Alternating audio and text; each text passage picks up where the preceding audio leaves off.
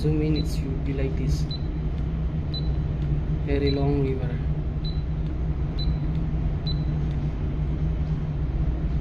The distance of this river from the pilot station is 321.58 nautical miles. So the ETA to that, or the duration of that, it depends on how the pilot,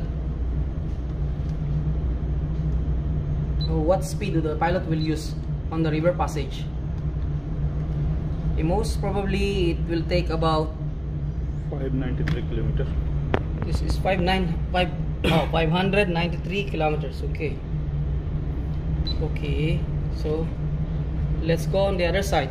Enough for our activities. There's a lot of things to discuss that. So this is what you call the S-band radar.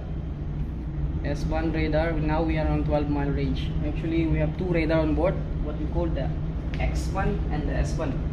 Okay, for the X-band, this is always set as the two radars should not be set on the same range. It's always one is higher than the other one, so you can see clear view on the other traffic or targets. And here you can see it was quiet in the other one. Still again is showing. Okay, we have one target at the moment. We just overtake this vessel, Velostar. She's going to same place, Argentina, and then she will be on the list schedule on the same berth where we're going. Okay, so let's go here. Order printer unit. This order printer unit is the printer of our telegraph, where you can see the bridge control in the control locations printed out. This is the satellite compass main panel and the AIS control panel. The other one is our bridge navigational watch alarm system operation unit. This is the panel where you can reset every 12 minutes. Alarm will come if you are not pressing the reset buttons.